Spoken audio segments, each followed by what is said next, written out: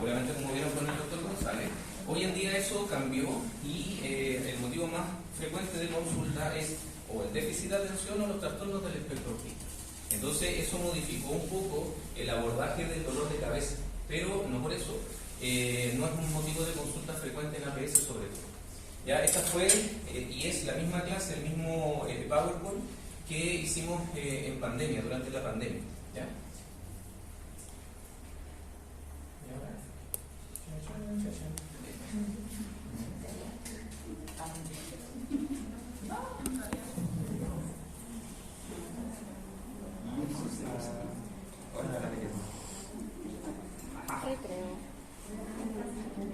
Ahí sí. Ya, entonces, espérate, no. Ya. ¿Qué es lo que es el dolor de cabeza? Levante la mano a quien le ha dolido la cabeza.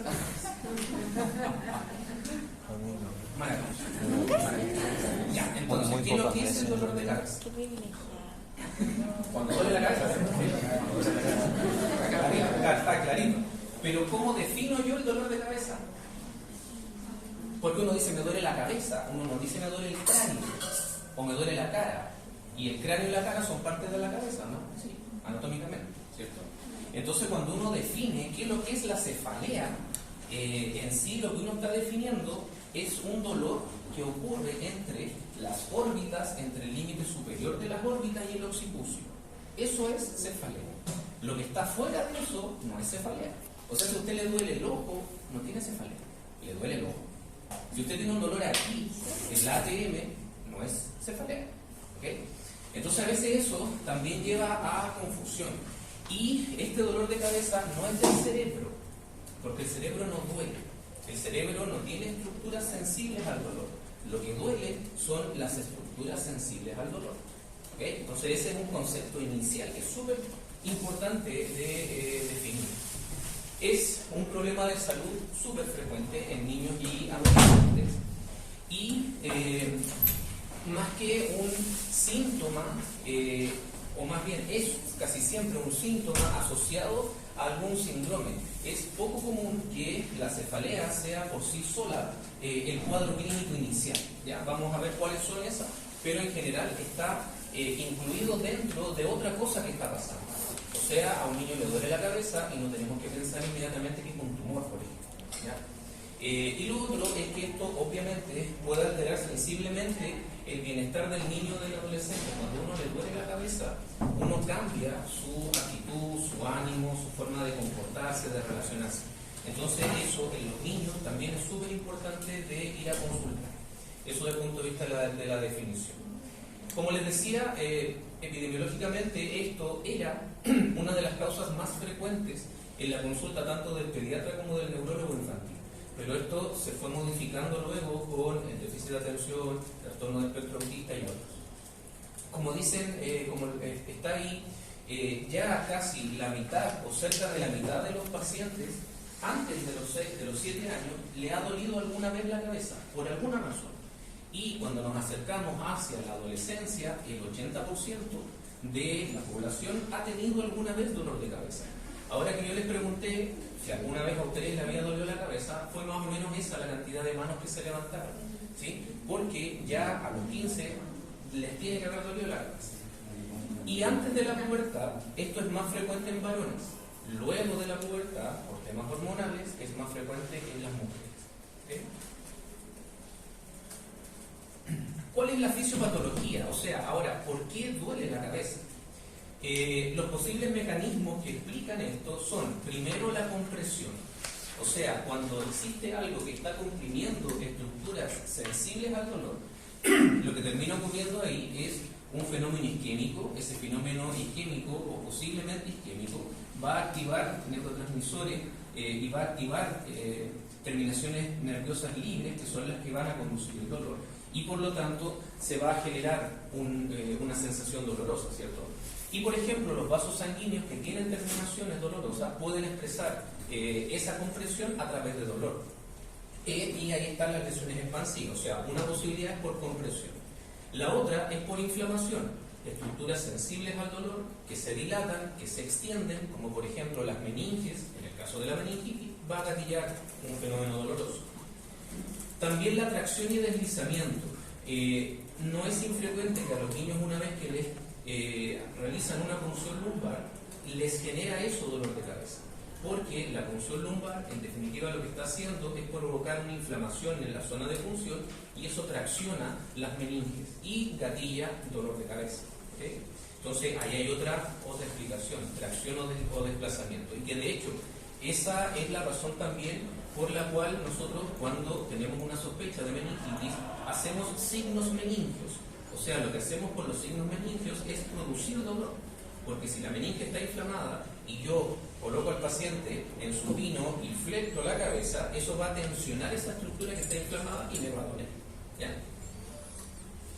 Y la vasodilatación. Ese punto de ahí es la mecánica, la fisiopatología de las migrañas. Los pacientes migrañosos lo que tienen es un fenómeno vasomotor. Y ese fenómeno vasomotor es el que condiciona la migraña. ¿Okay? Y también puede ocurrir, por ejemplo, secundario a las crisis epilépticas. Pacientes que tienen epilepsia, que tienen una crisis epiléptica tónico-clónica, después quedan con dolor de cabeza. Y lo mismo ocurre en el caso de la fiebre. Y la fiebre, es la causa más frecuente de dolor de cabeza en los niños. O sea, los niños están con fiebre y les duele la cabeza. Del punto de vista intracraneal, ¿cuáles son las estructuras sensibles al dolor? Las arterias cerebrales y meninges, las venas cerebrales y senos venosos durales. Ese punto de ahí nunca hay que olvidarse. Adolescente con uso de anticonceptivos orales que viene con un dolor de cabeza exquisito, intenso, que no le permite hacer sus actividades, una de las causas puede ser una trombosis de senos venosos. ¿Okay? Así que esa no la podemos olvidar porque es una cosa que debemos ir a estudiar. Y la dura madre también. Ahí está abajo lo que les contaba recién, el cerebro no duele, el parénquima encefálico, las leptomeninge y la mayor parte de la dura madre son insensibles al dolor. O sea, solo ciertas meninges duelen. ¿Okay?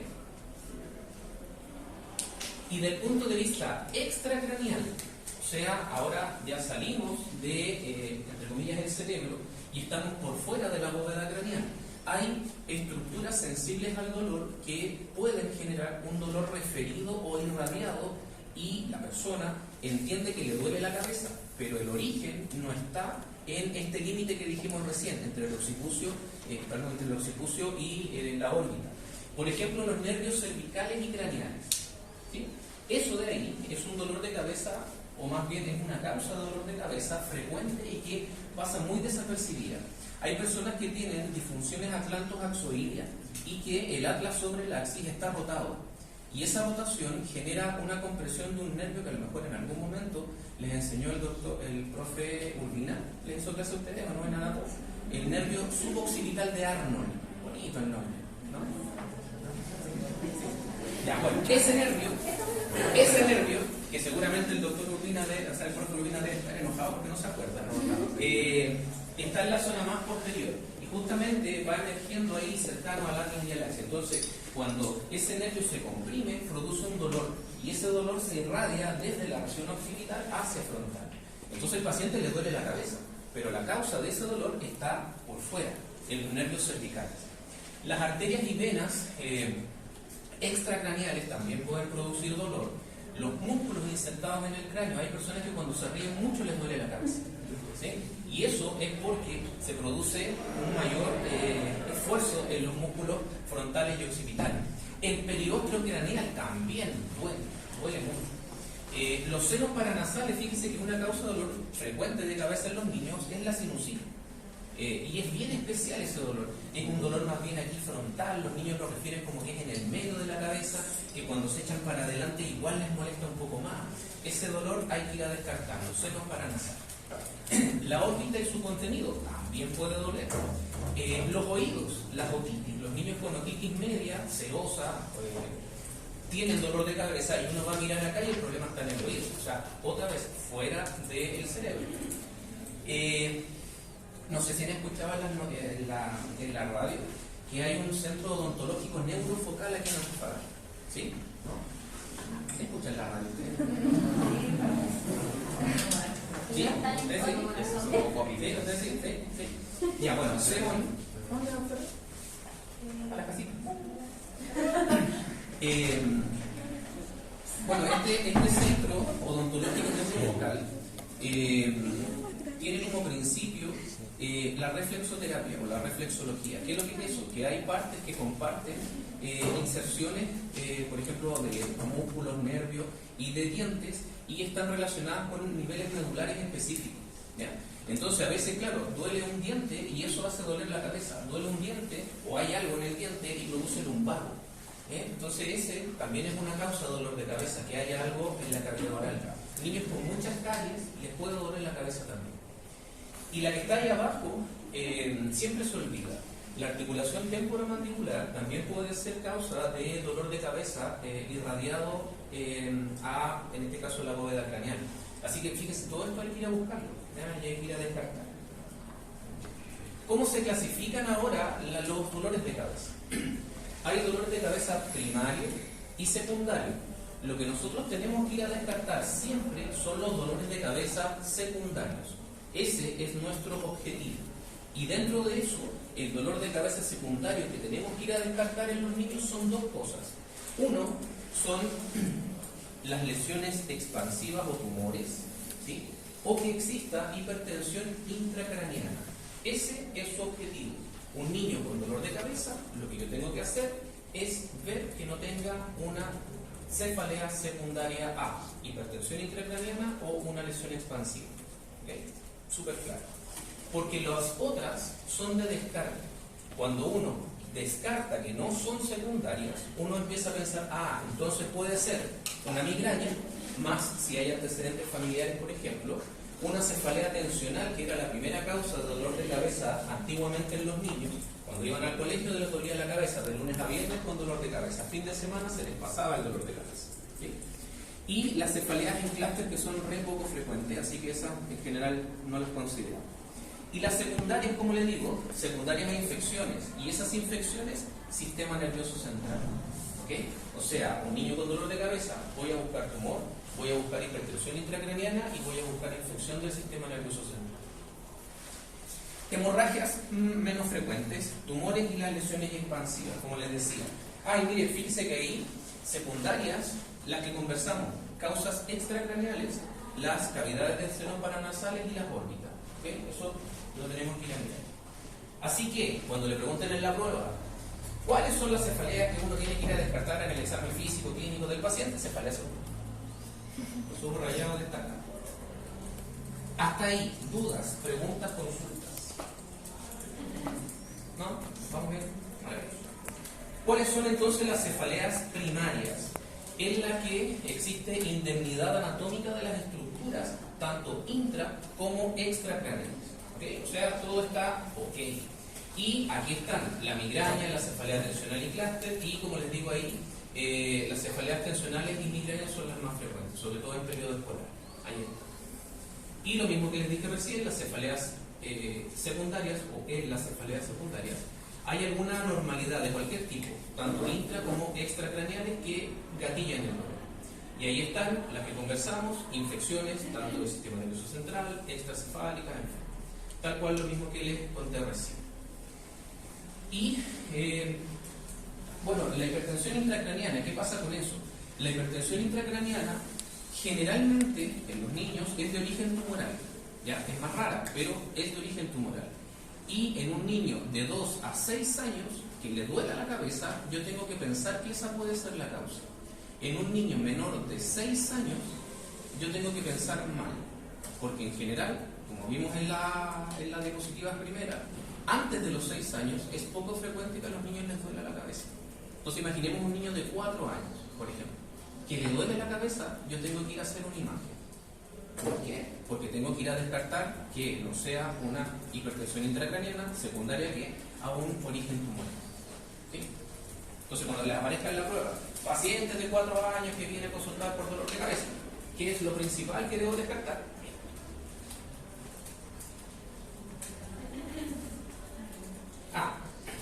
Entonces, doctor, yo vengo con mi hijo acá, bueno, ya les soplé, pero no importa. Vengo con mi hijo 5 años, y vengo aquí al consultorio y están ustedes. y les digo, ¿sabe qué? Vengo porque a mi hijo le duele la cabeza. ¿Qué es lo primero que ustedes le preguntan? Pensando solo en el síntoma, ¿ok?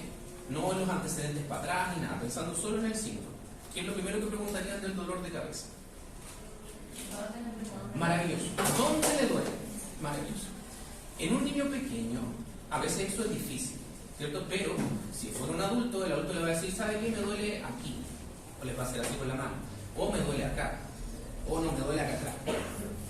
¿Sí? Entonces, primero, ¿dónde le duele? Ubicación. ¿Ya? Maravilloso. El niño le va a decir, la cabeza. Esa es una. ¿Dónde? Maravilloso. ¿Qué más? ¿Qué más le preguntamos? Ah, la intensidad. El niño le dice mucho. ¿Cómo le preguntamos la intensidad al niño? Eso. Por la escala visual análoga, ¿cierto? El cosito de las caritas. ¿Sí? Entonces el niño le dice que le pone una carita más o menos triste. ¿Ya? Bien. Entonces ahí está la segunda, intensidad. Ahora, ¿de qué manera yo podría preguntarle al papá también esa parte de la intensidad? ¿Cómo me preguntarían a mí sobre la intensidad del dolor de mi hijo? ¿Qué está queriendo? ¿Si ha llorado? ¿Ah? ¿Si ha llorado? Eso, bien doctora. O sea, cuando a él le duele la cabeza, ¿sigue haciendo las cosas? O sea, dice, me duele la cabeza y está saltando, jugando, corriendo. No, ¿sabe qué? Cuando le duele la cabeza se pone pálido, se le pone ojeroso y se pone ahí como en un rincón quietito y él es re quieto. Pero se pone ahí como raro, yo lo noto extraño. Me dice que le duele la cabeza y se pone.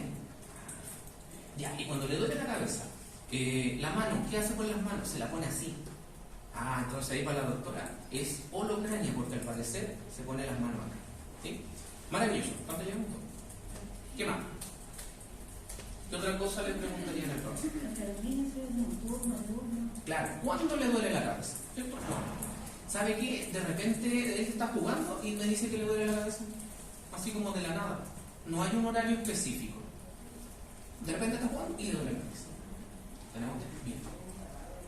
Ese es como... Sí, eso está bien. ¿Cuál más? Tenemos que preguntarle 20 cosas y llevamos. Si hay una estímula que la de la cabeza, por ejemplo, si hay un color o si tiene un olor. Eso, si hay algún factor gatillante del dolor de cabeza. Maravilloso. ¿Sabe qué? Ahora que usted me pregunta eso, cuando él va al baño, a veces le dice que le duele más la cabeza.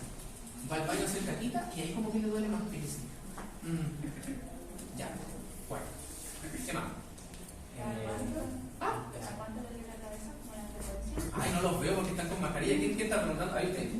¿Cada cuánto le duele? Fantástico. ¿Qué tan seguido es o qué tan frecuente es? Chuputa, a ver. No sé, le dice el papá. No sé. No sé qué tan seguido será. Entonces ahí usted tiene que decirle al atrasito, ya mire, lo que vamos a hacer es hacer un calendario del dolor de cabeza. Usted me va a anotar en un calendario qué tan frecuente le duele, qué tan seguido le duele. ¿Ya? Entonces, el papá era viloso y ya tenía eso. Mire, ya sabe que yo hice un calendario y acá le duele todos los días. Todos los días le duele la cabeza. Ya, entonces ahí tenemos frecuencia, qué tan frecuente. ¿Qué más le preguntamos? ¿Cómo está durmiendo? ¿Cómo está durmiendo? Bien. Y aquí, el cómo está durmiendo, viene una palabra clave. ¿El dolor lo ha despertado alguna vez en la noche al niño? Y el papá le dice, sí. Ha despertado unas 2 o 3 veces en la noche con que le duele la cabeza. Entonces ahí llevamos 6 cosas. Si lo ha despertado. Esa palabra, esa pregunta es clave. ¿Qué más? Tiene otros síntomas. ¿Qué cosa? Otros síntomas. Bien, doctor. ¿Hay síntomas asociados al dolor de cabeza? O sea, además del dolor de cabeza, ¿le pasa algo? ¿Sabe qué? Como que él me dice, como que hace acá. O sea, le duele la cabeza y empieza a doler así. Como que quiere vomitar. Entonces yo creo que es de la patita. Que le duele la patita. Y por eso está con dolor de cabeza. A veces yo soy el papá. Ya, bien. ¿Qué más? ¿Se le da un medicamento de dolor de cabeza? ¿Sabe que yo a veces me dijo la vecina que le diera paracetamol?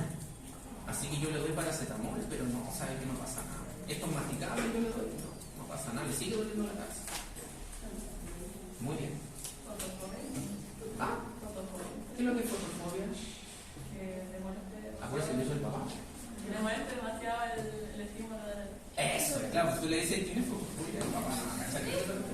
Entonces, claro, le molesta la luz. Sí, sabe que cuando le da el dolor de cabeza, se pone las manitos acá y se tapa y quiere que tengamos las luces apagadas. Le molestan también a veces los ruidos, entonces le apagamos la tele. ¿Cómo la alimentación y hidratación? Ya, otra pregunta buena. Pero eso cuando está con el dolor o sin el dolor. Porque él come de todo. Y es re bueno para el agua.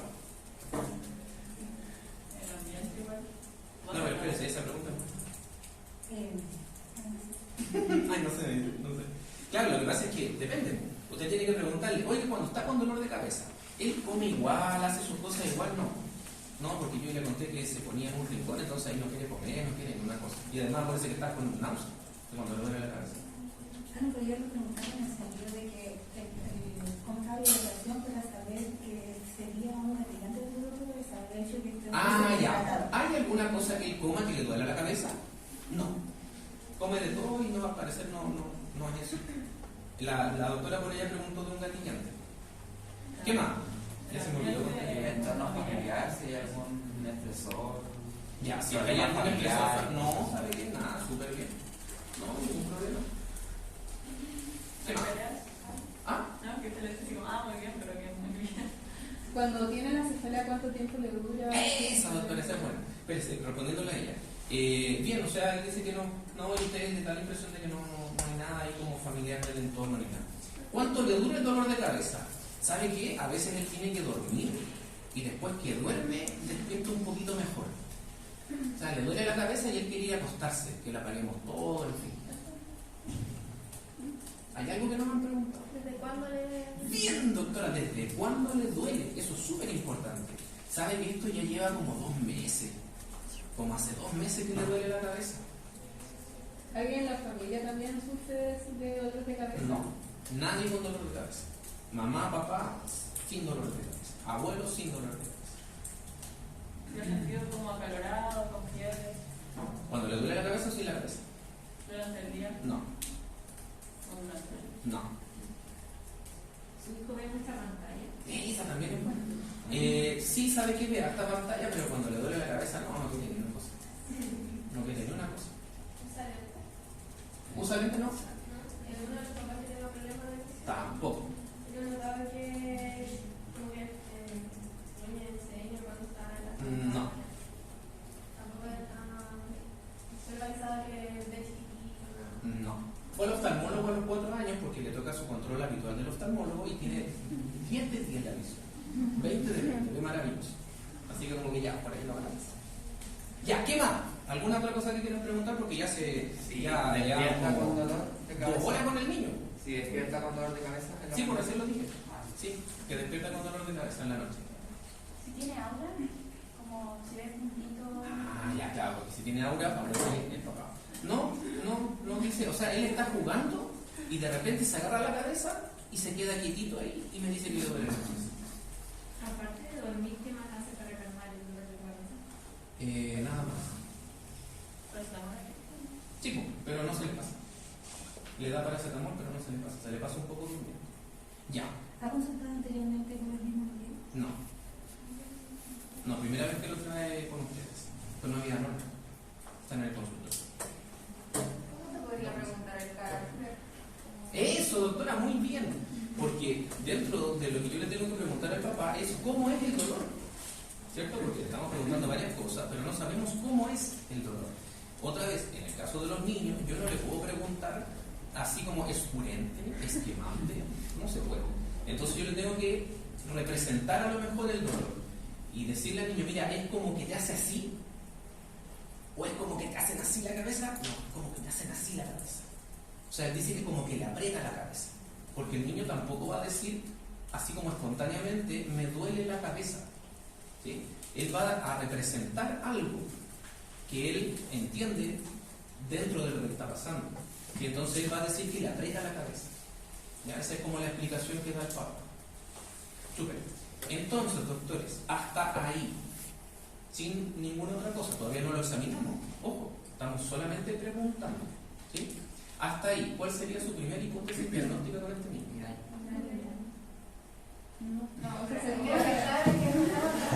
Tiene 5 años. Pero. Secundaria, secundaria. Claro, es una cefalea secundaria. Tenemos que pensar en eso. Porque claro, la migraña es muy después. De hecho, para que tengamos migraña tiene que ser más tiempo. Un niño tiene que ser más grande. En fin, entonces en este niño es una cefalea secundaria. Maravilloso. Ya. Y de las cefaleas secundarias, ¿qué creen ustedes que pueda tener? Ya, pero así como, así, masa. Ya, así como. Pero la clínica que él tiene es de hipertensión intracraneal. O sea, la clínica que yo les relaté es una clínica de un niño que tiene hipertensión intracraneal. ¿Ok? Causas secundarias, cefalea secundaria, ojo, hipertensión intracraneana. Causas más comunes de hipertensión intracraneal en los niños, tumores. O sea, su derivación en este niño, si ustedes están en APS, debiese ser observación, tumor del sistema nervioso central. ¿Sí? Cefalea secundaria a observación, tumor del sistema nervioso central. Así lo tienen que derivar. Porque si ustedes ponen cefalea, no los va a pescar nada. Pero si ustedes ponen cefalea secundaria, tumor del sistema nervioso central, o le ponen cefalea con bandera roja, tumor del sistema nervioso central, eso es GES. Y por lo tanto se acelera todos los procesos. Incluso lo que ustedes deberían hacer con este niño es derivarlo a la urgencia. ¿Para qué? ¿Cuál sería su indicación en este niño ahora? ¿Qué le pondrían? Derivación, ¿cierto? A urgencia. Para. Está muy cara la resonancia. Escáner. Perfecto. Para que le tomen no es neuroimagen. Basta con que ustedes pongan neuroimagen. ¿Ya? Pero claro, debiese tener al menos un escáner de cerebro. Perfecto. ¿Sí? Entonces, vamos a ver a este niño. Inicio y evolución, ¿cierto? Sí, lo dijimos. Y ahí, en esta, es la clasificación de, según solo inicio y evolución, cómo uno puede caracterizar la cefalea. De lo que está ahí, ¿qué nombre le pondríamos a la cefalea de este niño? Aguda, aguda recurrente, crónica progresiva, crónica no progresiva. Aguda recurrente. ¿Cierto?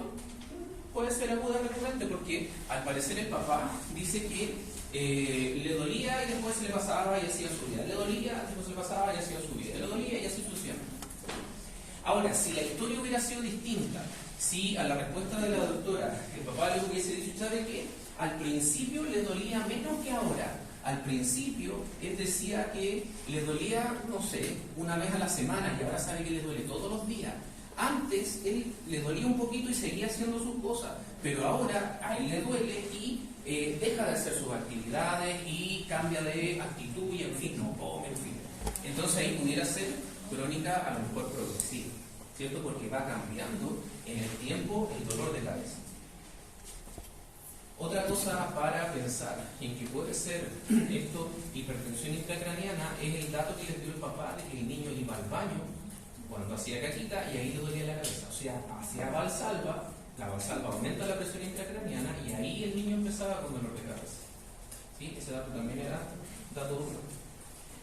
Tipo de localización lo dijimos, ¿cierto? Frecuencia, lo dijimos. Intensidad, las caritas. Desencadenante, lo dijimos. Síntomas asociados, lo dijimos. Atenuante, lo dijimos. Y ahí esa parte es la que nos falta. Porque en este niño, lo que viene después, lo que viene después de las preguntas es hacer el examen físico, ¿correcto? Pero fíjense que solo con la anamnesis del dolor, yo ya tengo una hipótesis diagnóstica dando vuelta. O sea, yo ya tengo que ir a ver si este niño tiene algo más en su examen físico. Y de lo que puedo encontrar es, en un fondo de ojo, por ejemplo, edema de papila. Entonces, como a mí me enseñaron a hacer un buen fondo de ojo, le hice mi fondo de ojo y me encontré con eso. Lo derivo urgente. Urgente lo derivo. Además le tomé la presión y está hipertenso. O mayor. ¿Sí? Ahí está. Entonces, en todo niño que consulta por dolor de cabeza, en el examen físico que tengo que hacer, fondo de ojo y tomarle la presión. ¿Vale? Otra cosa que debiera agregar aquí, ¿sí?, es que en el examen físico también tengo que ver si es que existen manchas en la piel. Manchas en la piel. ¿Por qué? Porque hay dos enfermedades neurocutáneas que pueden presentar también dolores de cabeza que son la neurofibromatosis y el complejo de esclerosis tuberosa. Esas dos enfermedades neurocutáneas, también los niños pueden presentar dolor de cabeza secundario a una complicación que pueden tener estas enfermedades a nivel del cerebro, del sistema nervioso central. Entonces, siempre, en todo niño, tenemos que, por dolor de cabeza, hacer fondo de ojo, presión arterial y preguntar o examinar si hay manchas o no en la piel. Las manchas de la neurofibromatosis, café con leche, las manchas del complejo de esclerosis tuberosa, manchas hipocrómicas, ¿sí? Más blanquitas. La cronicidad se puede medir solamente por el tiempo. ¿Cómo Por así? ejemplo, si yo tengo un paciente que está con una cefalea, pero no es aguda, no está como repente, pero sí llega varios con cefalea sin variación. Ya. ¿Qué tan agudo y qué tan crónico es el té? Acá. ¿Ven? Claro, o sea, cuando uno dice que es agudo y cuando uno dice que es crónico. No, esto es un dolor de cabeza crónico y lleva 2 días. No, ¿cierto? Ahí está. Fíjense que ya cuando uno supera el mes con dolor de cabeza, ya uno habla de que algo es más crónico. En el caso del dolor de cabeza, el mes. Entonces ahí está el patrón. Cefaleas agudas recurrentes son dolores de cabeza que ocurren en un momento, pasan días y no duele, y después vuelve a doler. Pasan días, no duele y vuelve a doler. Cefalea aguda recurrente, es el patrón más común de las migrañas. Ese es el patrón migrañoso, agudo recurrente. No está acá, pero el hiperagudo, acá está.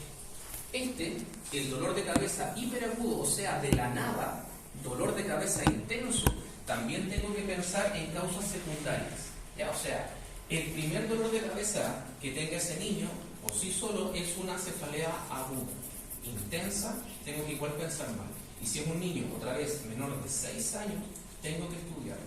Todo niño menor de 6 años tiene que tener una neuroimagen. Todo niño que le duela la cabeza, menor de 6 años, tiene que tener una neuroimagen. ¿Okay?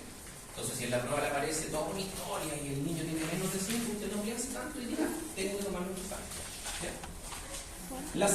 La crónica recurrente, que es esta de acá, es el patrón más común de la cefalea tipo tensional.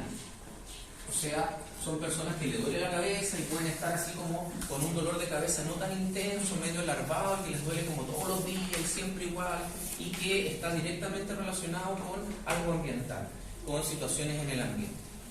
Y la crónica progresiva es la que nos tenemos que asustar, ¿verdad? Esta de acá es la que yo les contaba, que va variando en el tiempo. O sea, toda cefalea que aumenta su intensidad, que se modifica en intensidad o que se modifica en el patrón de la cefalea, también me tengo que ir a estudiarla. O sea, un niño que le dice que siempre le ha dolido la cabeza de una forma y de repente cambia el patrón, también me asusta. Y estas de acá son las cosas que me hacen pensar en que esa cefalea es por alguna lesión intracraniana. Por ejemplo, cefalea que ocurre en ausencia de cefalea previa. Ahí está. O sea, el primer dolor de cabeza en un niño menor de 5 me asusta. Severidad, el peor dolor de cabeza en la vida. En el caso de los niños no me pueden referir eso.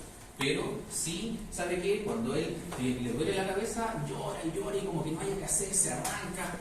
Es un dolor fuerte porque algo está pasando. Cambio del patrón de un tipo de cefalea. Siempre ha sido de una forma y de repente cambió. Dolor consistentemente localizado. Eso en los niños es más difícil. Pero en los que ya son más grandes, por ejemplo, un adolescente sabe que me duele ahí. Ahí. Y le toca con el dedo. Es distinto esto a que le diga así. ¿Sí? Porque si le duele ahí, es una cosa más puntual, más localizada. ¿Ya? Dolor que debilita al paciente. ¿Sabe qué? Me duele la cabeza y últimamente he bajado de peso, estoy con menos apetito. ¿Cierto? Ahí uno piensa inmediatamente que es una cefalea secundaria a otra cosa. Ese de ahí no lo preguntamos, ¿sí? Dolor que ocurre temprano en la mañana, sí lo preguntamos, ¿verdad? Claro, ese dolor que el niño despierta con dolor de cabeza, también me tengo que asustar. Y si se asocia a otros síntomas o signos neurológicos, y acá, dentro de los signos neurológicos, es lo que les contaba recién, el tema de las manchas en la piel, ¿vale? Acá también el fondo de ojo, por supuesto, y la presión arterial. Eso es lo que vamos a ir a tomar. Y veamos si efectivamente este niño tenía hipertensión intracraniana. Pues ahí están las características. Generalizada, sí, porque este niño se agarraba la cabeza, si te acuerdas. Agravada por la tos o valsalva. Iba al baño y ahí le dolía la cabeza. Empeora en la mañana o al despertar. Lo despertaba en la noche, varias veces lo despertó. Severidad aumenta progresivamente. Bueno, había sido más o menos estable, pero intensa. Se asocia a náuseas, vómitos, signos neurológicos. Sí, el papá decía que como que hacía arcaico, como que quería vomitar. Eso no le preguntamos. Pérdida de visión transitoria con cambios de postura. En un niño chiquitito es más difícil saber, ¿ya? Pero este tema de la pérdida de la visión está directamente relacionada con la presión que se ejerce a nivel de los nervios ópticos. Acuérdense que los nervios ópticos son parte o están dentro de lo que uno considera encéfalo, ¿sí? Son una proyección externa del encéfalo y por lo tanto están recubiertas de meninge. Si hay una hipertensión intracraniana, esa hipertensión intracraniana también compromete al nervio óptico y lo presiona. Puede ser uni o bilateral. O sea, una persona que le duele la cabeza y deja de ver, me asusto y tengo que estudiar. Y compromiso de conciencia. A lo mejor a este niño le dolía tanto la cabeza que se desmayaba y por eso la doctora se quedaba dormida. ¿Cuál es? ¿Tendría que haber una pérdida de visión o puede haber un cambio en la visión? Más es pérdida de visión que alteración, por ejemplo, para no confundirla con el aura, ¿sí? Porque el aura son síntomas visuales, ¿sí? Pero no llegan a ser pérdida de la visión. Ya, en este caso es pérdida de la visión, o sea, se compromete el campo visual completo o algún tipo del campo visual, alguna parte del campo visual. Así que claro, pues mira, este niño tenía una hipertensión intracraniana. Por ejemplo, si tenemos un niño de 5 años que está con un cuadro gripal, Ya. tiene fiebre, Ya. y los papás dicen que es el primer dolor de cabeza en su vida, que es Ya. muy fuerte. En ese caso, tenemos que tomar neuroimagen igual, a pesar de que creamos que es el cuadro gripal. Depende, porque si este niño es su primer dolor de cabeza, pero está asociado a un cuadro viral, clarito, marcado, no, para nada. Porque claro, ahí tú descartaste que fuera una cefalea secundaria. Eso fue lo primero que hiciste, ¿cierto? Que fuera una secundaria relacionada con esto.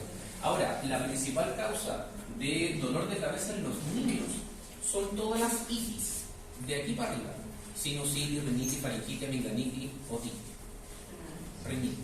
Todas las itis de aquí para arriba producen dolor de cabeza. ¿Ok? Entonces, eso es lo primero que uno hace, ir a buscar que no sea secundario a una infección respiratoria alta. Si descartamos eso, obviamente tenemos que ir a descartar el tema de las cosas que conversamos recién, ¿cierto? Los síntomas, los signos, cefalea secundaria, y después decir, no, entonces esto es porque está resfriado, ¿sí? Pero siempre acordarse que lo primero es descartar cefalea secundaria.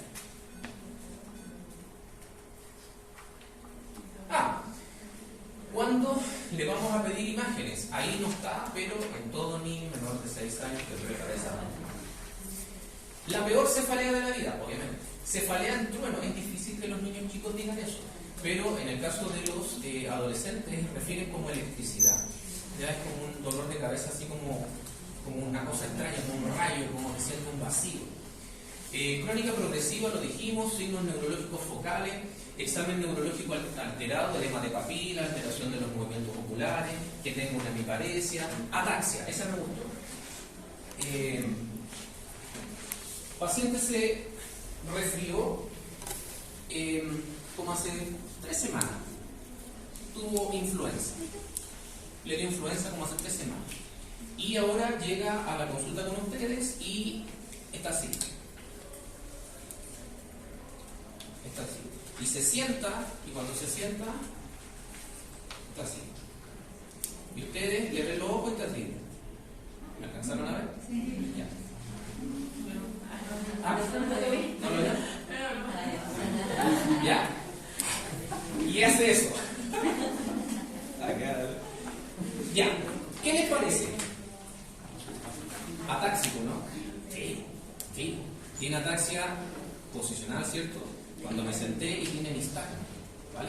Entonces, ese antecedente de infección hacia atrás puede ser una de las causas comunes de la ataxia de los niños, que es la ataxia postinfecciosa.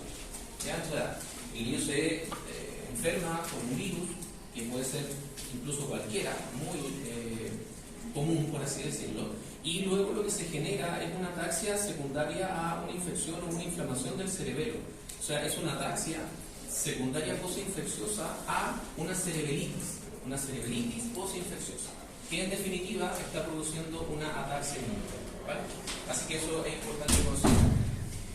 Ahí está lo que les decía, la presencia de signos propios de la esclerosis tuberosa o la neurofibromatosis. Y otra cosa requete contra importante es siempre preguntarle por la presencia o no de una válvula derivativa, ¿ya? Los niños que tienen válvulas derivativas suelen poder hacer complicaciones secundarias a eso. Se tapa la válvula, disfunciona la válvula, aumenta la presión intracraneana, les duele la cabeza, o la válvula se infecta y hacen dolor de cabeza. Entonces, en este caso, claro, no preguntamos si este niño tenía una derivativa. Se nos olvidó. Entonces papá le dice, oiga, ¿y sabe que a él lo operaron cuando chico? ¿Y por qué, oiga? Porque nació con hidrocefalia. No le había dicho.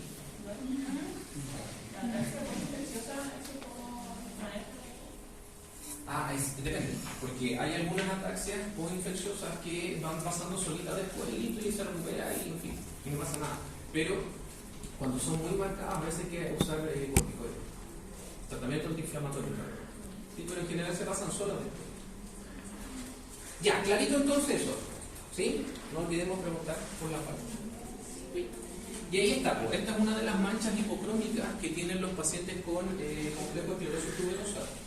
¿Ya? Ahí, y estas son las manchas café con leche que tienen los niños con neurofibromatosis. ¿Ya? Entonces esas manchas, si usted se da cuenta, si usted no examina al paciente, si no le pide que se saque la ropa, no las va a ver.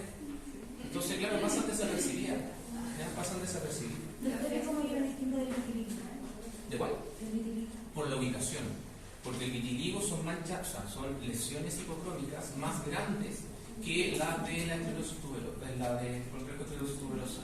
Y porque además estas manchas tienen una característica que se describe semiológicamente como en hoja de fresno, que son como delgadas, más gruesas y después delgadas. ¿Sí? Y son únicas, por así decirlo, y son más en lugares separadas, no como las del vitiligo, que son lesiones más largas y más grandes. ¿Y en cuánto tiempo de evolución tienen más o menos las manchas? Los niños nacen con las manchas, en algunos casos, y en otros casos pueden ir apareciendo con la edad. Pero ambas, en general, los niños nacen con manchas. Sí. La neurofibromatosis, por ejemplo, los niños nacen con muchas manchas. El complejo de esclerosis tuberosa, a veces las manchas van apareciendo. ¿Algo más de ahí? ¿Vamos bien? Las manchitas son como No, las manchas de la neurofibromatosis son manchas, o sea, tienen que tener ciertas características, ¿ya? Tienen que ser de más de 6 milímetros, la mancha en especial, y tienen que ser más de 6 manchas, café con leche. Es como, si después en algún momento conversamos de la neurofibromatosis, hay criterios clínicos para el diagnóstico de neurofibromatosis. De hecho, hay familias que tienen una mancha, 2 manchas, 3 manchas, café con leche y que la tienen todos en la familia. No, yo tengo la misma por acá y ahora mi hijo la tiene aquí. Ah, sí, mi abuelita también la tenía por acá. Entonces, eso es más algo familiar. Pero en la neurofibromatosis son muchas, quedan muchas manchas café con leche. ¿Vale? Ya, entonces, hasta ahí vimos lo importante de descartar las cefaleas secundarias. Y esto que está acá lo pongo al final porque en realidad no es tan común pensando en lo que nosotros tenemos que analizar y descartar. La migraña es una cefalea primaria y es la causa más frecuente de cefalea aguda recurrente, el patrón que teníamos recién, ¿cierto? Y representa el 75% de las cefaleas de este tipo, primarias, por las que consultan los pacientes, ¿vale? Pero como les digo, termina siendo algo de descarte en nuestro análisis, ¿ok? Y ahí está lo mismo que conversamos recién, cuando son más chiquititos es más la relación hombres que mujeres y después esto se va haciendo más frecuente hacia las mujeres. Y tiene como característica, como cosa llamativa, es que el diagnóstico de migraña tampoco se hace así nomás. ¿Por qué? Porque persiste en la mayoría de los casos toda la vida. ¿Alguien tiene migraña acá de ustedes? ¿Y les ha dolido la cabeza siempre? ¿Ah? ¿Ven? Entonces les duele la cabeza siempre. Entonces es una cosa de larga data. Y también puede remitir solita, pero no en un porcentaje tan alto. Ahí está, 2/3 de los pacientes supuestamente podrían mejorar, pero no siempre es total, ¿ya? Y claro, cuando parte después de la pubertad, ya es un diagnóstico así como siempre. Partiendo postpuberal, el diagnóstico de migraña, hay que entender que esa persona, ese adolescente, va a estar siempre con migraña. ¿Un niño de 6, de 7 años puede tener migraña?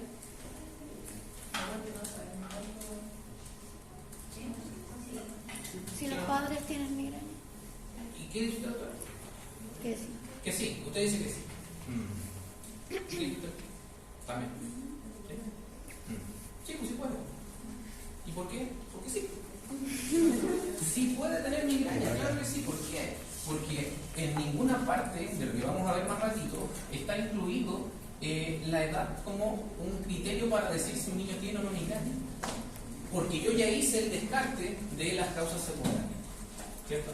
Entonces, cuando yo digo que un niño tiene migraña, cuando tiene estas características y se deben cumplir sí o sí que primero tenga al menos 5 episodios que reúnen las siguientes características. ¿Cuáles? Que sean cefaleas que duran mucho rato. Fíjese, de 1 hasta 72 horas puede durar un dolor de cabeza de este tipo. O sea, el paciente puede estar todo un día con dolor de cabeza. ¿Ya? Y tratadas o no tratadas. O sea, este paciente le duele la cabeza, tomó medicamento, se acostó a dormir, despertó y le sigue doliendo la cabeza. Todo ese periodo es considerado tiempo de dolor. ¿Vale? Y el sueño se considera parte del episodio. O sea, un paciente que le dolió la cabeza imagínate, a las 12 del día, se acostó a dormir, despertó a las 5 de la tarde, ese periodo completo yo lo considero como tiempo de dolor. ¿Por qué? Porque el sueño se considera parte del cuadro. ¿Vale?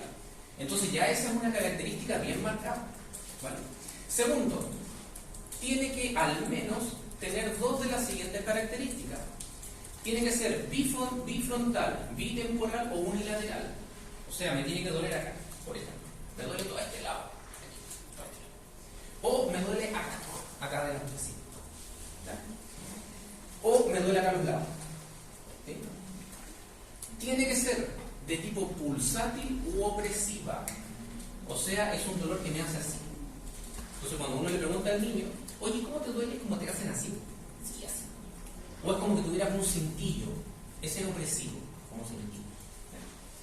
La intensidad debe ser moderada a severa. O sea, no puede ser un dolorcito así nomás. Tiene que ser un dolor fuerte. ¿Ya? Y acá, lo que les decía recién, uno puede usar la escala del 0 al 10 o de la expresión facial. A mí me gusta más esa. Y fíjese aquí, cefalea que se agrava o que determina que el niño no haga otras actividades. Por ejemplo, cuando está con dolor de cabeza, no quiere salir a jugar a la pelota, porque está con el dolor. ¿Ya? Entonces, eso de ahí debe cumplirse, sí o sí. Y que durante el dolor de cabeza tenga al menos una de estas 2 cosas que están acá. O sea, que además tenga náuseas y o vómitos, o sea, que tenga la sensación nauseosa y o vómitos, o que tenga fotofobia, fonofobia, dificultad para pensar, mareo o cansancio. Paula. Sí, tiene que ser como fotofobia marcada. Sí. No solamente como que Es que ya el hecho de que se moleste la luz, uno lo considera como fotofobia. O sea, si el niño pide que le apaguen las luces, que toda la pieza esté oscura, no quiere seguir mirando la tele, ya eso uno lo considera. como que decía así como que tenía que estar así como que casi ni podría ver los ojos por la luz. Sí, pues. Sí, pues eso es. Lo que pasa es que el niño no te va a decir, me duele más o menos nomás cuando me molesta la luz. No, él va a pedir que la apaguen todo. Y en el adolescente, ya más grande, él mismo busca que estén apagadas las cosas. que digamos, taparse con cositos acá, ¿cierto? O apagan todo, cierran las cortinas y se vuelven a dormir. Eso de la habitación, ¿tiene que ser siempre en todo el episodio en esa zona? Sí, esa es buena pregunta. Claro, porque acá la doctora me pregunta por la ubicación, ¿no? En la carretera. Aquí. El dolor de cabeza tiene que ser siempre igual, porque allá arriba dice que son cefaleas que duran unas 72 horas. 5 episodios, al menos 5 episodios que reúnen esos criterios. O sea, tiene que ser así, para poder ser migraña. Si no, no es migraña. Ya por eso esto es tan estricto, porque no es llegar y decir, pues tiene migraña. ¿Ya? Y lo otro, fíjese aquí, está al final, pero a veces lo último es lo más importante. No ser atribuido a otra cosa. Porque si el niño tiene complejo esclerosis tuberosa, no va a pensar que tiene migraña. Si el niño tiene una válvula derivativa, no va a pensar que tiene migraña. Si un niño tiene 4 años y tiene algunas de estas características, no va a pensar que tiene migraña. Va a pensar en otra cosa. ¿Esos 5 episodios cuánto tiempo tienen que ser? ¿Separado en cuánto tiempo? ¿Dice usted? ¿1 mes? ¿2 meses? Algo así. Fíjate que no lo considera. No está considerado cuánto tiempo, pero sí los 5 episodios. O sea, esos 5 episodios pueden ser en 1 mes, sí, pueden ser en 1 mes. Pueden ser en 6 meses y también pueden ser en 6 meses. Porque acuérdate que es aguda recurrente. O sea, duele y hay un tiempo que no le duele. Y después le dolió de nuevo. O sea, puede ser incluso 1 vez al año, pero con esas características es migraña. ¿Vale? No. Ya. Y ahora, como dicen los niños, ¿qué hacemos? ¿Qué hacemos? Claro, porque algo hay que hacer. Lo primero, fíjese que el tratamiento de la migraña, o sea, no de la migraña, del dolor de cabeza, descartando ya que sean causas secundarias, lo más importante es el manejo no farmacológico. ¿Ya? Cambiemos el paciente. Ahora yo vengo aquí con mi hija que es adolescente, tiene 14, y viene por dolor de cabeza, usa lentes. Y le preguntamos todas estas cosas. Vamos. Y a usted le parece, no va por el lado de la cefalea secundaria, clínicamente no tiene mancha, fondo de ojo le salió bueno, buena presión, en fin. Usted descartó que fuera todo eso y ahora descartó que fuera una migraña también porque le preguntó y descartó todo. Y resulta que le sigue doliendo la cabeza. Entonces el dato o lo que tiene ahora es saber su hábito de sueño, de alimentación y deportivo. ¿Por qué? Porque en el caso de los adolescentes, una de las causas frecuentes de dolor de cabeza es el trasnocho. Se quedan hasta muy tarde despiertos en la noche. Además, frente a pantallas.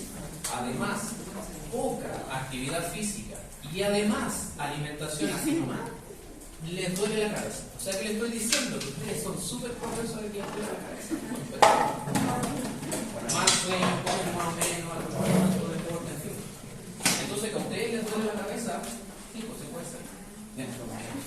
Entonces, obviamente, el manejo no farmacológico es que mejoremos las horas de sueño.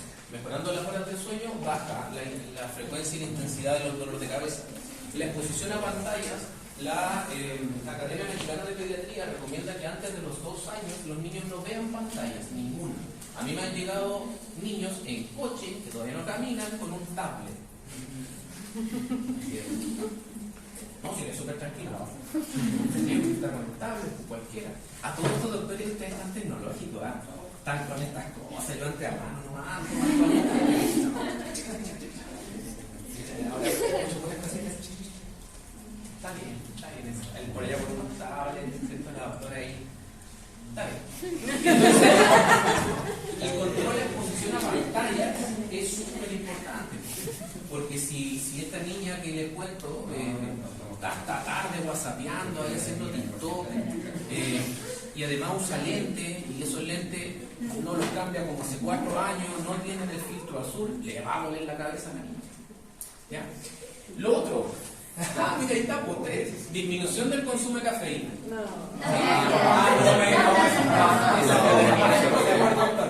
Muy bien, claro, porque si tenemos todo lo anterior y le sumamos que tomamos mucho café, va a doler la cabeza. De hecho, hay una cefalea que es por no tomar café. O sea, cuando uno está acostumbrado a tomar café y hay un día que no toma café, le duele la cabeza.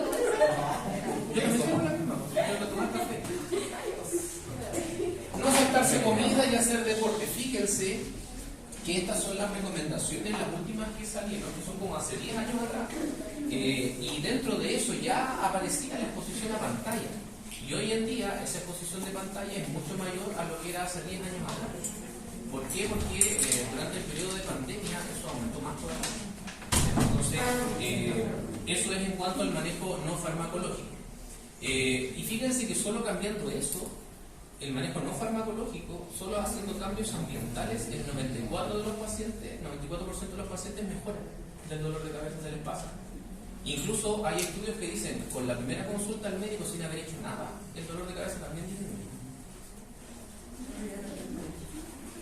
Y del punto de vista farmacológico ahora, ¿qué vamos a hacer? O sea, a este paciente le duele la cabeza, ya descartamos todo, ¿cierto? Hicimos todo lo que había que hacer y le sigue doliendo la cabeza. Esto es para el manejo agudo, o sea, en dolor de cabeza agudos, solo podemos ocupar ibuprofeno y paracetamol. Estas son las recomendaciones de la Academia Americana de Neurología. Solo se puede ocupar paracetamol y ibuprofeno. Eso. Nada más. Todo lo que tiene que ver con los triptanos, que son cosas que algunos médicos recomiendan a veces, no está validado en algunos niños, las recomendaciones no son tan buenas y el uso es o debería ser ocasional, sobre todo por digamos la sintomatología de rebote que pudiera pasar. A todo esto, el paracetamol, el acetaminofeno, también produce dolor de cabeza. Hay dolor de cabeza por paracetamol. O sea, las personas que toman mucho paracetamol también les puede doler la cabeza. Por eso, por tomar mucho paracetamol. Y en el manejo preventivo, que es algo que nosotros ocupamos sobre todo los pacientes con migraña, el primer tratamiento que ocupamos es la flunarizina. La flunarizina es un bloqueador de canal de calcio, ahí está, y tiene como efecto regular lo que conversamos al principio, que tenía que ver con la vasodilatación, ¿se acuerdan? Entonces, el objetivo de ese medicamento es regular un poco la vasodinámica de las estructuras sensibles al dolor y modular un poco el dolor de cabeza. Y de hecho es el medicamento que pudiésemos utilizar, la flunarizina. También pudiéramos ocupar en pacientes que son o que tienen un perfil más bien ansioso, antidepresivos tricíclicos. No es algo que se ocupe o que ocupemos tan frecuente, pero sí pudiera ser como una alternativa. Siempre primero la flunarizina. Y también se pueden ocupar algunos medicamentos antiepilépticos. El ácido valproico, el topiramato y el levetiracetam han demostrado que en adolescentes se puede ocupar, pensando en dolores de cabeza que no han mejorado con las otras cosas. Acuérdense, primero lo ambiental, primero modificamos las conductas de este paciente, sus hábitos. Si con eso no nos resulta, vamos al tratamiento farmacológico y partimos con flunarizina. Y después pudiésemos ir viendo la cosa. Hasta ahí, de cefalea en pediatría. ¿Dudas? Preguntas, consultas. Como yo tengo una cefalea por paracetamol en niño, no lo sé. Ay, no entendí. Como yo tengo una cefalea por paracetamol en niño, no lo sé. No se puede porque de hecho la idea del paracetamol es que sea solo agudo. Entonces el niño no va a tomar paracetamol así solito. O sea, si los padres vean es que claro, va a depender de eso. Si tú le preguntas, ya, ¿y cuántas veces le da paracetamol? ¿Sabes que le doy todos los días? ¿Y por qué le da todos los días? Porque le duele la cabeza todos los días. Ah, no, pues entonces me pienso lo otro. Pienso que es una cefalea secundaria, por algo. Y claro, se puede agudizar más por el uso de paracetamol. Esto de la cefalea por paracetamol es más en el caso de los adultos o adolescentes que tienen como costumbre tomar paracetamol. Así como, no voy a tomar por si acaso me duele la cabeza. Como cuando los abuelitos tienen secreciones muy purulentas y toman amoxicilina, por si acaso. Claro, no. En este caso no debiese ser así los niños. O sea, los niños deben usar medicamentos solo cuando es necesario. ¿Sí? Solo cuando es necesario. No porque sí. ¿Cuándo ya sería como generales no funcionales? cuando después de un mes, eso, doctora, bueno, ¿cuánto yo espero para ver si las medidas ambientales mejoraron en algo el dolor de cabeza? En la primera consulta yo hago todo en anamnesis y las recomendaciones son todo lo que conversamos. Mejorar el sueño, el tema de las pantallas, que hagan más ejercicio, que se alimente bien. ¿Sabe qué? Le duele la cabeza en la mañana cuando va al colegio. Chuta, vamos a tener que preguntar qué pasa en el colegio también, porque a lo mejor le están haciendo bullying, la están molestando, no nos está yendo bien en el colegio, y entre comillas dice que le duele la cabeza cada vez que tiene problemas. ¿Sí? Entonces, después de un mes, si yo ya caractericé bien el dolor y ese dolor de cabeza cambió de cómo era ahora, listo, ahí está, después de un mes. Y siempre decirle a los papás que hagan un calendario del dolor de cabeza. Porque cuando uno les va a preguntar cuánto le dolió, cuántas veces le dolió, los papás a veces no se acuerdan. A veces no se acuerdan. Entonces siempre que mejor hagan un calendario de qué tan frecuentes son los dolores de cabeza. ¿Vale? ¿Alguna otra duda? Pregunto. Si no funciona después de un mes, ahí sería ya el dolor de cabeza. Sí. Si después de un mes, bueno, si hicieron los cambios. Si cambió, porque si después de un mes seguimos viendo mucha tele, seguimos acostándonos tarde, no justifico usar medicamentos porque no se ha hecho lo otro. Siempre y cuando se hayan hecho todos los cambios y no pasa nada, hay razón. En el caso del uso de AINES, ¿era solamente como SOS cuando el niño le duele la cabeza? Solo SOS, sí. En niños que presentan migraña, Es que en los niños que presentan migraña a veces andan bien con paracetamol SOS también. O sea, cuando les duele la cabeza pueden usar paracetamol. Pero, ¿qué pasa con la migraña? Que hay que usar el paracetamol antes que les duela la cabeza. O sea, en niños que ya sabemos que tienen migraña, el inicio del tratamiento tiene que ser precoz. Porque ya las personas que tienen migraña saben cuándo les va a doler la cabeza. ¿Sí? Entonces, en ese rato en que ya les va a doler la cabeza, ahí tienen que usar. No cuando están con el dolor, porque ya cuando están con el dolor no hace tanto efecto. Y lo otro es que tiene que ser en la dosis adecuada. Tiene que ser en la dosis adecuada. Porque ya después de los 40 kilos de peso, los niños pasan a ser, entre comillas, peso de adulto. Entonces, si yo le sigo dando a un niño que pesa, imaginemos, 50 kilos paracetamol de niño, no le va a hacer nada. ¿Vale? Entonces tengo que usar una dosis adecuada para ese niño con ese peso. Acuérdense que en pediatría es muy importante el peso para calcular las dosis de los medicamentos. ¿Ya? ¿Dijo cuánto dura el manejo preventivo? ¿Cuánto qué? ¿Dura el manejo preventivo? Yo también estoy hablando para el manejo preventivo también depende. Porque, por ejemplo, empezamos con la fluoxetina, ¿ya? Y le dimos un mes a este paciente y maravilloso, se le pasó el dolor de cabeza, ya no le duele, maravilloso. Suspendemos y vemos cómo va. Porque si sigue bien, no hay que hacer nada, no retomamos medicamentos.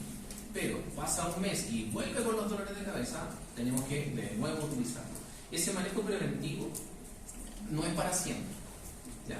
Cuando las migrañas ya son mucho más marcadas, mucho más frecuentes, muy intensas, interfieren en la actividad de la vida diaria, uno se cambia de fluoxetina y empieza a ocupar ya algunos, por ejemplo, antiepilépticos, topiramato, por ejemplo, que se ocupa más de todos los días. Pero estamos hablando de migrañas que son intratables prácticamente, que no son tan comunes. Sobre eso, cuando el manejo preventivo no funciona como esperar, ¿eso se deriva después? O sea, en el caso de las migrañas, debiesen tener al menos una evaluación o evaluaciones por neurólogo. Sí, debiesen tener evaluación y manejo neurológico. Pero si uno lo ve pensando como en un manejo de APS, uno llega como hasta la fluoxetina. Hasta ahí debiesen llegar ustedes si están trabajando en APS. Si no les va bien con la fluoxetina, tienen que derivarlos porque el manejo ya más específico con los otros medicamentos son de resorte secundario. Sí.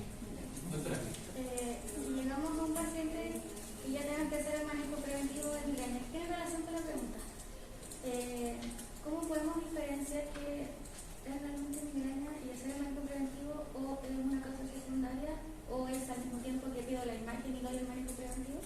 Si es chiquitito, dices tú, con la imagen. Si es pequeño, tienes que tomarle la imagen. Sí. Y muchas veces. ¿Y si es grande? Y si es grande esto, por la clínica que tiene. Como te decía, si tiene el patrón característico de migraña, tú lo tratas como una migraña. Si el patrón no te convence que sea típico de migraña, tú tienes que hacer el estudio pensando en que hay otra cosa. Porque acuérdate que para decir que es migraña, yo descarté todo lo otro. Todo lo otro. Y si eso incluye tomar alguna neuroimagen en un paciente de 15 años, obviamente voy a tener que hacerlo. ¿Sí? Ah. Es que a mí no me quedó claro el inicio del tratamiento farmacológico, después claro como antes y después la No. Llegó este paciente, hacemos todo el cambio ambiental, esperamos un mes y vemos cómo nos va. Si después de un mes este paciente le dice, ¿sabe qué? Sí, ya me siento mejor, me ha dolido una sola vez la cabeza en el mes, tampoco le vamos a dar medicamento. Pero si les dice, ¿sabe qué? Me está doliendo al menos una vez o 2 veces por semana, claro, y me han tenido que retirar del colegio porque me duele la cabeza, me he perdido pruebas, me he perdido clases, y ahí uno parte con el medicamento. Porque el patrón, las características son diferentes. Claro, bajo la intensidad ya no le duele todos los días, pero a pesar de que ya no le duele todos los días, sigue interfiriendo en su vida diaria. Bajó las notas, claro, porque no pudo estudiar porque el día anterior a la prueba le dolió la cabeza y no pudo estudiar bien y sacó mala nota también. ¿Sí? Pero primero le doy AINES y después... Es que el AINES es para el manejo agudo, ¿de acuerdo? Es manejo agudo. Entonces, si en el manejo agudo con los AINES anda bien, seguimos con eso, ¿no? No avanzamos al manejo preventivo porque eso lo tienen que tomar todos los días. Ah, y lo que no les dije, la flunarizina se toma en la noche. ¿Ya? No se toma en el día. La flunarizina se toma en la noche. Porque acuérdense que es bloqueador de canal de calcio.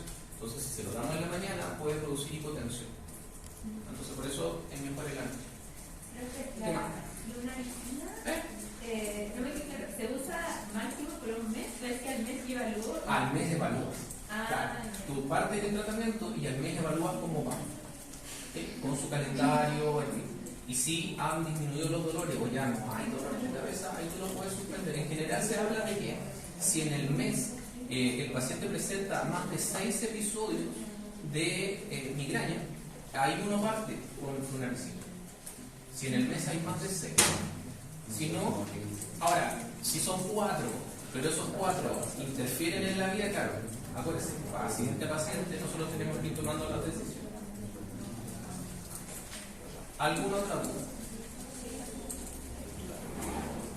No. Entonces, a pesar de que a niña le duele la cabeza, no le damos para estar del día. No se le dice para decir, no, a los cuidadores que a medida mental. Exacto. Exactamente. No debiésemos usar si es que el origen de la cefalea está muy determinada por lo ambiental. ¿Sí? ¿Y cuándo tendría que como suspender el tratamiento preventivo? Veo que no. Después del mes. Si partimos, o sea, si nos fue bien, después del mes, uno puede intentar suspender. ¿Flunarizina? No, porque la flunarizina es un tratamiento.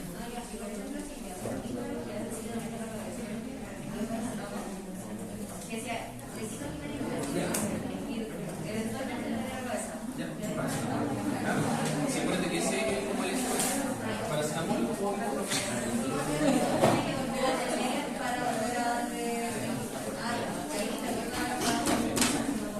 y si no te va bien, lo tenemos.